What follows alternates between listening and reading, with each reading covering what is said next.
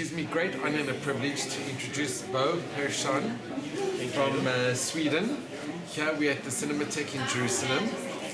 Really, thank you so much for giving your valuable time this evening. Thank you. It's a real honor and a privilege to meet with you. Thank you. We saw your movie, the iconic movie that you made, Watching the Moon at Night, at the Cinematheque in November. Yes. With very good reviews. Thank you. So before we go into what inspired you to make such an amazing movie, it was actually, that movie was financed by the Swedish television, but they refused to film it, to air it. Can we just get a bit of a background, where you were born and what made you interested in film? Just a little bit of a history of where you come from and what inspired you into filmmaking. Yes. I was born on the Swedish west coast in Göteborg, and as a very young man, at the age of 17, I spent 1 year in America, and I was inspired by a lot of good theater productions in New York. So a few years later, my focus was to go into theater. And as a child, growing up, you were always keen on theater? Yes, and to write and to direct theater.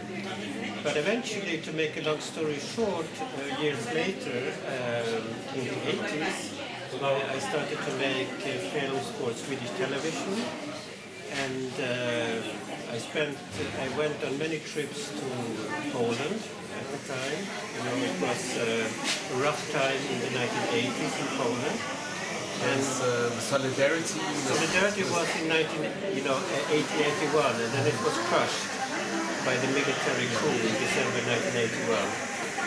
And I was very close to a theater group, experimental theater group in Poland called the Teatro Megonia, or 8-day theater.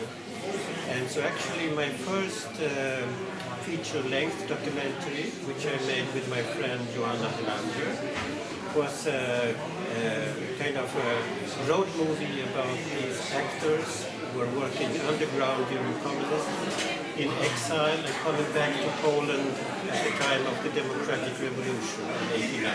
And wasn't it dangerous making such a movie with the Polish authorities? Well, it could be uncomfortable and unpleasant at times, but there was never any danger really during these years to be tortured if you were arrested or killed. But it was difficult to make films in Poland during those years because you had to smuggle film into Poland and smuggle the filmed material out of Poland. But of course, all this changed after '89, when Poland became a much more open society, and censorship collapsed. And so I've been going back and forth to Poland, and the last movie before this one was a film about a Polish poet, a Nobel Prize winner called Czesław Miłosz, who has been also translated a lot to Hebrew. He spent 40 years in America during communism. He was one of the first so-called dissidents from the Eastern Bloc.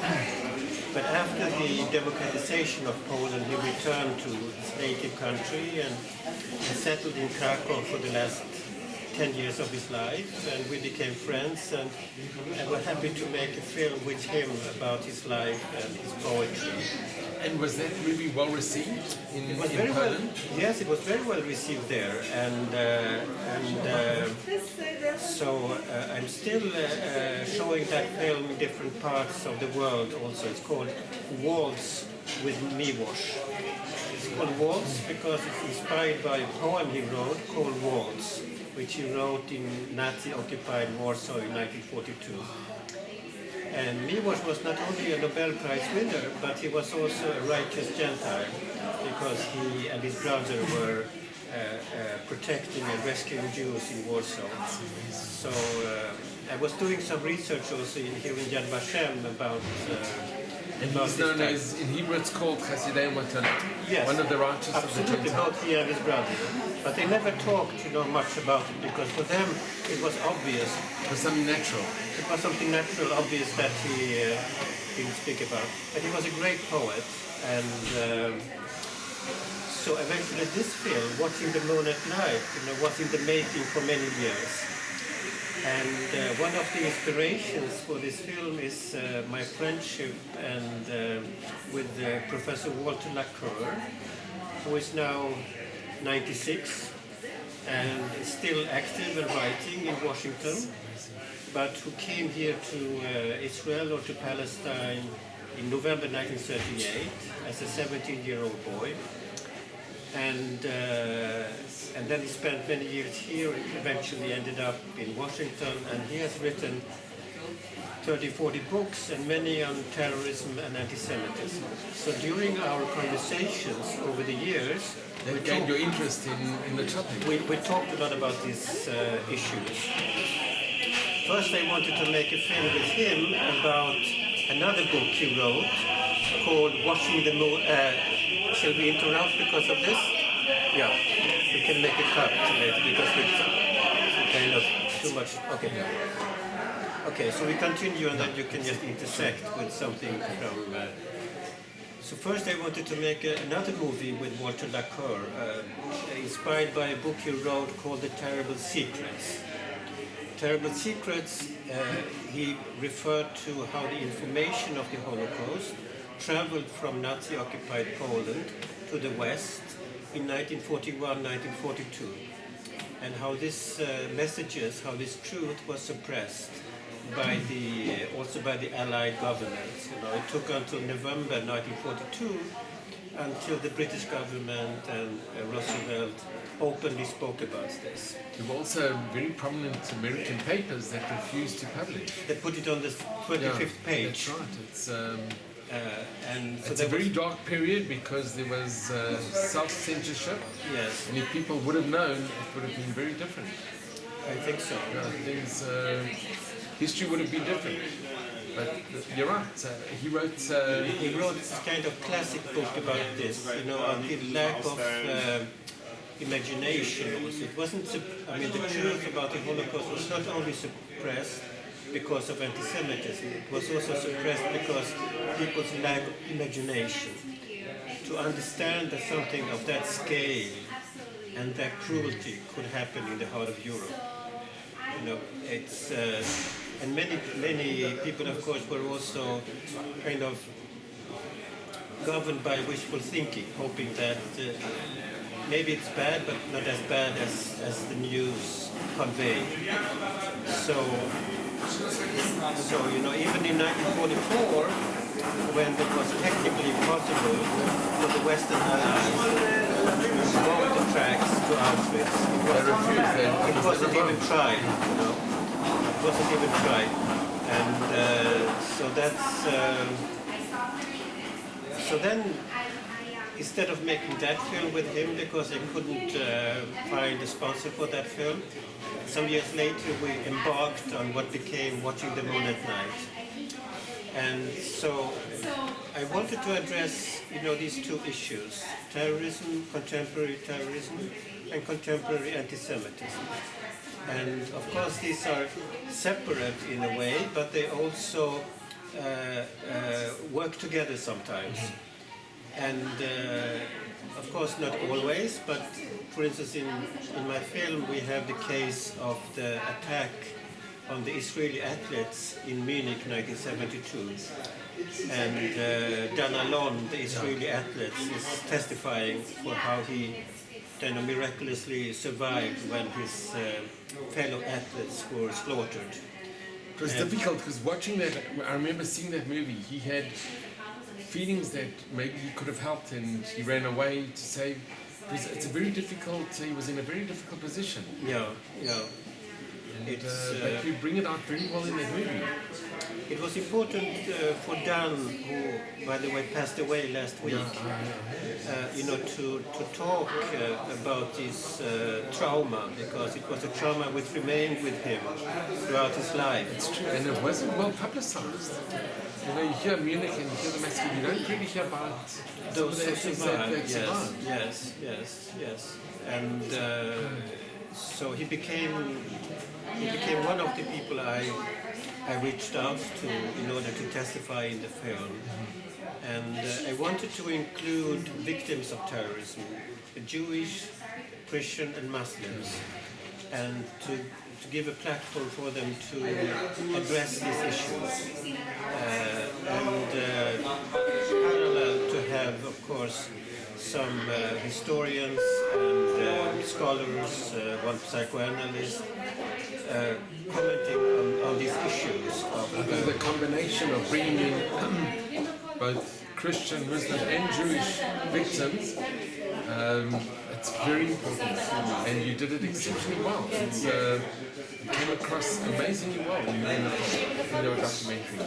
Thank you. Yeah. Can I just ask, how did you get involved with Swedish television? Did they approach you, or?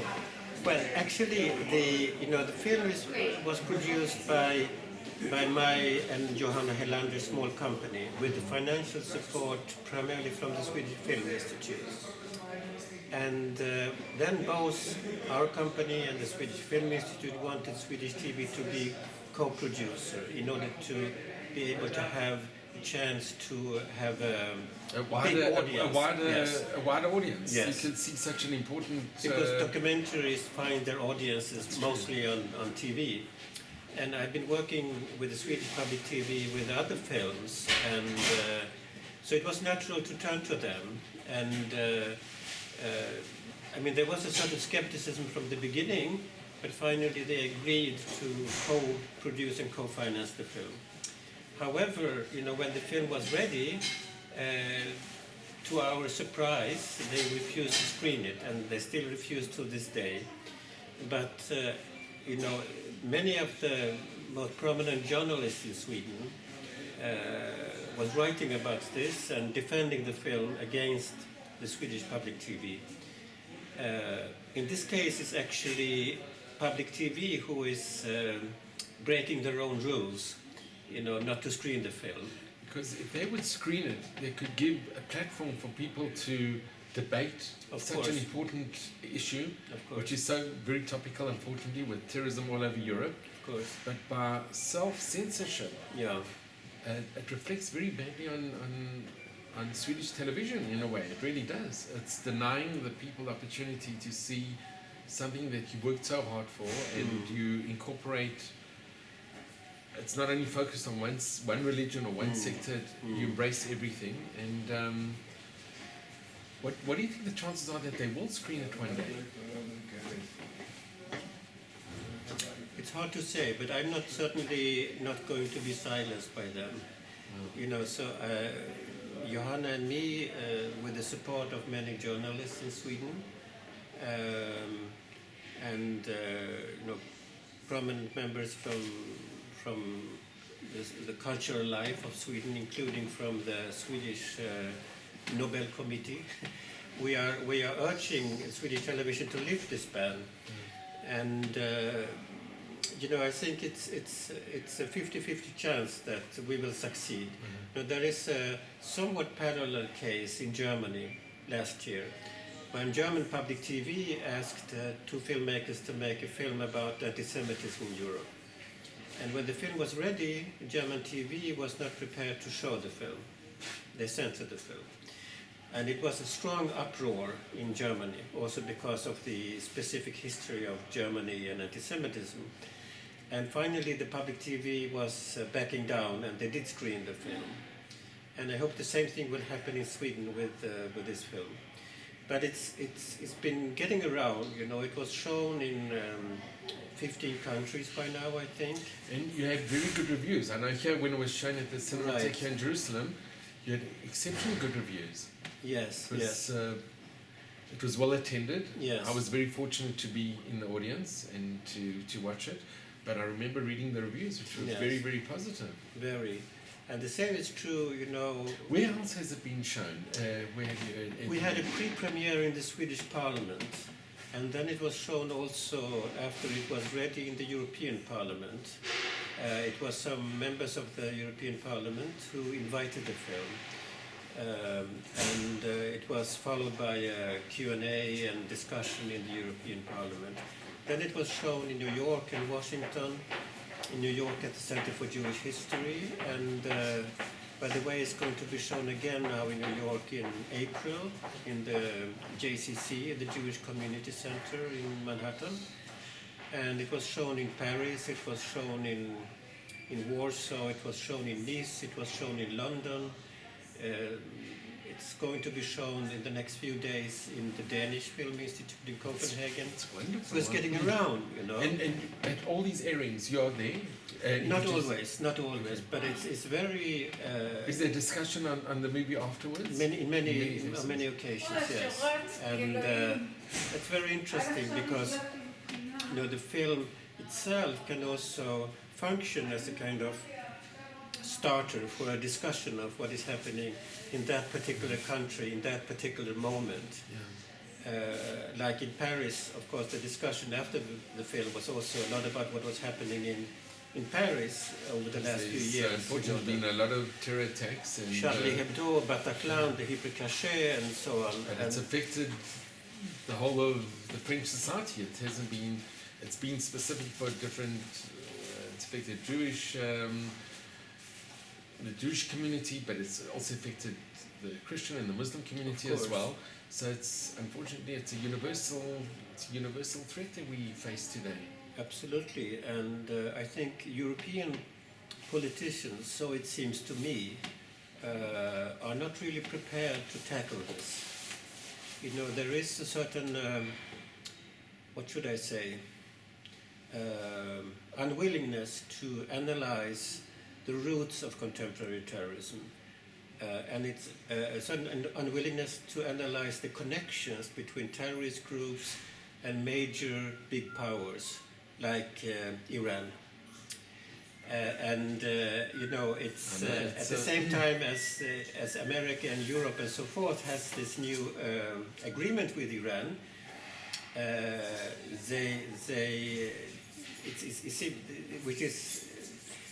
it seems to me they have difficulties to analyze that Iran is a world sponsor of terrorism at the same time.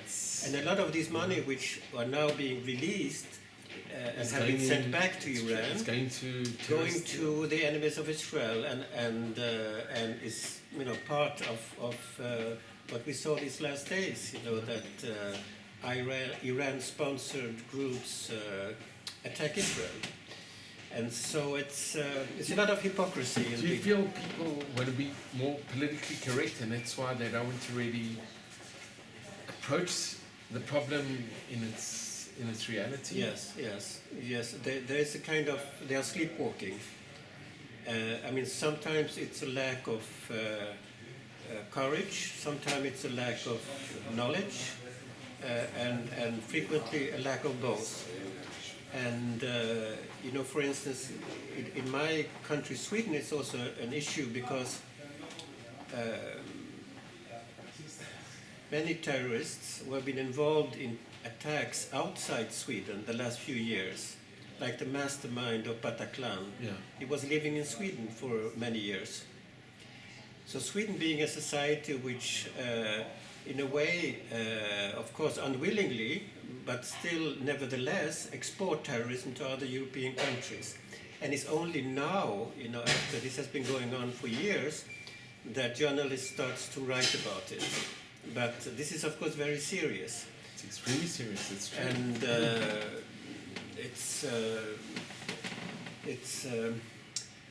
I don't know what we should think about the future, you know, because like Walter Lacour always stressed when it came to the Holocaust and other issues, that people are so inclined for wishful thinking. Exactly. And it's a fear of confronting the naked truth in life and in politics. And so politicians escape into rosy ideologies and instead of looking at the hard facts which they have to deal with. And I think there's, if I can just mention, in your documentary, there's an interview with a lady who remembers that they were rounded up in Paris. yes, And she turned around and said, "What are we doing here?" And she made a fuss. She said, "I don't want to be here. Where are we going? Where are you taking us?" And they let her go because they didn't Right. want to cause a major upheaval. yeah, So by letting her go and her family, it saved her. By her speaking out against what was happening to her, which she didn't want to be a part of, right, because she didn't remain silent, it saved her and her family's life. exactly. That was So I think that was a very, very powerful moment in that movie. right. Somebody who did something, instead of just going quietly and just accepting and hoping for the best, they realized that this is not a normal situation and I'm not going to just follow and become part of it. And she made a noise, and that actually saved their lives. Exactly. I think that was a very powerful part of that It was movie. the mother of André Glucksmann. Yeah, it was the- incredible. And look, it saved Yeah. him, it saved her. Yeah, yeah. I think this is. Unfortunately, André Glucksmann, who is in the film and who tells the story about his mother, is no longer with us. passed. He passed away. And actually, his funeral was the same day as the Bataclan massacre in Paris. Amazing. So people went from his funeral, to the, and then there was bloody massacres in Paris. But that's what makes your documentary even more important for people to watch. Because you've got people who saw the reality and who speak about it, and world authorities on the subject. People should be begging to watch it. It should be, it is so superbly done. And I was, privileged to work with a very good team, because as you know, making films is kind of teamwork. You have cameramen, you have sound technicians, you have film editors, you have people who do the mixing, the color grading, what have you. And it took also some time just to gather the right people, that people are more or less on the same wavelength and on the same professional level. And Bo, not only that, you mentioned to me earlier on the name of your movie. Yeah. What inspired you with the name?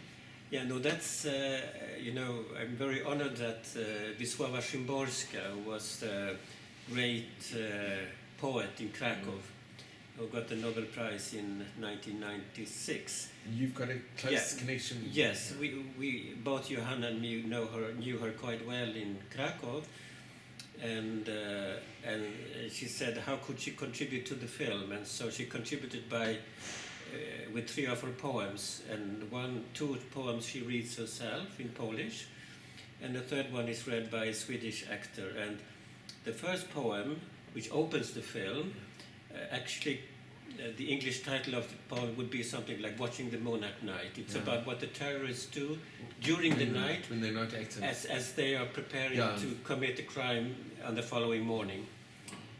And so it's great that that she was somebody I very much appreciate. Is part of the film in this way, and also, of course, when people see a film in a Cinematheque or in a movie theater, they don't always think who was editing the film, and the editors are never mentioned in the reviews of a film. It's true. It's always the director and the movie stars. It's true. But every filmmaker knows that without it's a team effort. Without a good film editor or a couple of good film editors, it's very difficult to make a good film. Your film, I think, stands out not only in the editing and the way that you put it together, the people that you have in the movie itself. Yeah. I mean, one was Arnold Roth, whose daughter unfortunately was in the Subaru massacre. The same, her daughter, I have a connection. His daughter and my daughter were in the same class, the same school in Korea. But he speaks so openly, and it's just raw emotion. You have somebody who lost a daughter, who went through such a trauma, him and his wife and their family, and you tell it like it is. So it's so important for anyone who wants to approach this topic or even try to learn about the topic. Here you've done something quite unique. You've interviewed amazing people from the broad spectrum. You had a Muslim lady who spoke from about Algeria. the terrible things the atrocities that were happening in Algeria. Which people don't know so much about. And there were terrible atrocities. 200,000 people were killed in the mid-1990s in Algeria. It's not really known. And like she says in the movie, had the world paid attention to the Islamic terror in Algeria in the 1990s, they would not have been so surprised and with 9/11. She tells her own personal story, Right. which is horrendous, but it was a wake-up call. It still is a wake-up call. Yeah. So the more people that see it can be more prepared. I mean, you have given an opportunity for Europe to basically wake up, to see. They say you must smell the coffee. You've given them such a realistic interview with people that have experienced and the lessons that they've learned. And unfortunately, people don't want to hear the truth or see the reality. But please God, it will change. And I think the more people that get to see the movie, the more people that hear about it will try to influence others. And I think you must just continue showing it at as many venues as possible. And then possibly making it public to go, that it can be shown at even more venues. Yes. And more institutions and more places. It's so disturbing, I think, that the mainstream media in Europe and probably beyond Europe, in America and elsewhere, when there is a terrorist attack, they focus on the terrorists when they write about it. When Bin Laden was living in Afghanistan and released a new video, it was on prime time on American TV. That's true. But what about the victims? I mean, the victims are somehow less important to the mainstream media. And that's why I made the decision not to have any terrorists in the film. Only have victims and scholars. And to make a statement about that. And I think this is something which the politicians of Europe should really learn to give platforms for the victims of terror, because it's listening to the individual stories of terror victims from Spain or France or London. It's a very important arm in the counter-terrorist strategy also. It's underestimated in our how to say, a tool among our tools to defeat terrorism, to have the victims have a platform in public, and to make people feel in their guts what this is all about. And I'm surprised that this is not happening to a larger extent. It's very true, coming here from Jerusalem, living in Jerusalem and having gone through the suicide bombings on the buses and everything, and there were also not only Jewish victims, there were also Muslim victims. Terrorism doesn't discriminate who one kills, but the victims are often forgotten. And they have to get on with their lives, and you don't realize the impact. I've got patients who, fathers or people were on these buses and they were killed. And you see the devastation, what happens with the family, and how it affects the family, not for one day, but forever. Of course. And I think in your movie, you've actually shown something that is very unique. That shouldn't be unique. It should be in the public domain. Everybody should be discussing it. But it's true. When you see primetime television, it's always the perpetrators. Yeah. So, Bo, it's amazing. It really is. You worked incredible. It was a very, very special documentary that you made. What is your next project? Have you thought of Oh, yes. As a documentary filmmaker, you have to have several projects kind of in the pipeline. And if you're lucky, you will be able to find some finance to make at least one of them. Yes? Well, to any listener out there, this is somebody that I really recommend to finance and to be in touch with. So if you could give us just a bit of a... Yes, I'm working on a project now with a woman who survived Birkenau, and she's now living in Washington. And she came with her family being deported by the Nazis from Hungary. She came in May 1944 to Birkenau. And she was lucky to survive, but most of her family perished. And she happened to arrive to Birkenau the very day and the very hour when some two SS men were making black and white photos of the arriving deportees. It didn't happen before, it didn't happen after. So there were about 250 or so black and white photos made that day in Birkenau. And it's unclear why these photos were made. And Irene, this is her name, she is in one of the iconic photos from that collection when she's standing on the platform just having been separated from her family. And her little brothers are also in photos there, and her mother. And so we were filming together in Birkenau when she returned, quote unquote, to Birkenau to tell the story to her children and grandchildren. Was this the first time that she'd been back? She had been back once, but not with her family. And here she was relating her experiences to her family? Yeah. And you were there filming? Yeah, we were. Irene's daughter is a good friend of mine, and so she called and said, my mother decided we should, or asked us to go with her to Birkenau. Wouldn't you like to come along and document it? So we, in the beginning, I thought maybe this will be like for the family archive, but I think the Irene, this woman, is so strong, and the visual material is so strong from that visit to Birkenau that it makes sense to make it into a public film. And the story of these photographs are also... And that was the one day? The 1 day, the 1 hour, the 1 minute. So you basically documented history? Well, I would like to finish that film with Irene, and also the story of how these photos, survived, which is also a fascinating story, because another survivor from Auschwitz-Birkenau, when she was liberated in the spring of 1945 by the Americans, I think it was, she woke up from a kind of coma of being a prisoner and being starved and having nothing. And in the barrack where she woke up, she opened a closet or something.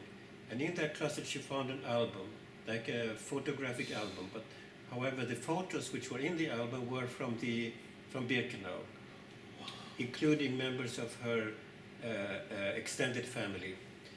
And she was shocked, and it was her only possession. She took this album with her back to the little town in Hungary, now Ukraine, where she grew up. This is the only evidence of her family that remained. And she eventually took this album with her to Budapest and eventually to America. And her husband died, she remarried, she had a new name. She was working in a restaurant in Florida, but nobody knew, or few people, no historian knew where she was with the album until Serge Klarsfeld, the French lawyer, said he would like to find this album. So Serge Klarsfeld, together with Peter Hellman, a journalist in New York, they hired a private detective, and eventually they found Lily, as she was called, down in Miami Beach, and they went knocking on her door in 1979, and eventually they could convince her that she would show them her album, and also that she would donate the album to Yad Vashem. So that's where it is now.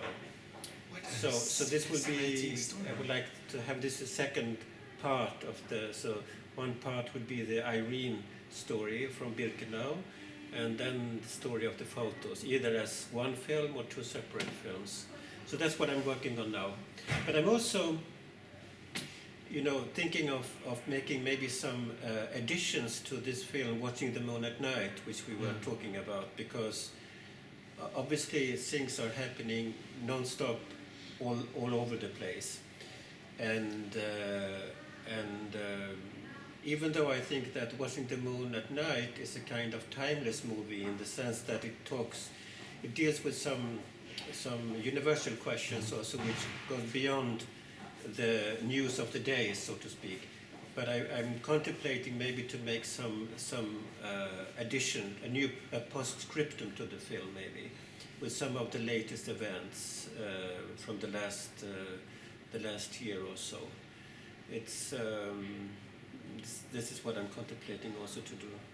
Well, Bar, I must just mention that your project for the future with the Birkenau and with the photographs, when you hear so much of Holocaust denial, yes, and people saying it didn't really happen, and the deniers, I mean, you are doing a phenomenally important. It's not only a documentary, but you are showing the history, the true history, what happened. It's so important that you continue with your work, and that it's shown, and that people can see exactly what you're doing, and actually see history in the making. I mean, you are retelling the facts which actually happened.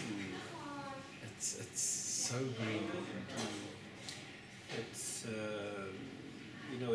It's very troubling. I mean, what is happening in Europe today. I mean, it's. You're having with Poland just the last week, saying it's beyond rewriting history and beyond belief. It is beyond belief, but I think your documentaries will show the truth, and the truth is there, and you have the incredible talent. Not only talent, you have the gift to portray the truth, and I just think you must continue in your amazing and vital work. It's so disconcerting what is happening in Poland now. This is in a few weeks, or in March of now we are 2018. There will be the 50th anniversary of the anti-Semitic campaign of 1968. When many Jews in Poland who had stayed there lost their jobs and basically were kicked out of the country.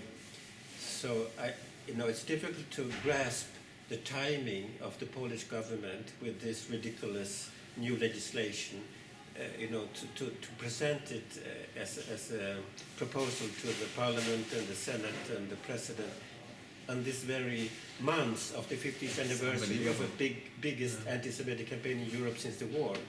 The other terribly worrying thing is that people are saying it might just start with Poland, but then the Ukraine and it already happened in Ukraine, and it can start spreading to all the countries, and then the deniers will say, well, it didn't really happen, and prove it. And from what I understand, it already happened before before this new events in Poland, the last now in January 2018. It already happened before in Ukraine and in Lithuania, in many ways. I understand from people living there whom I'm in touch with.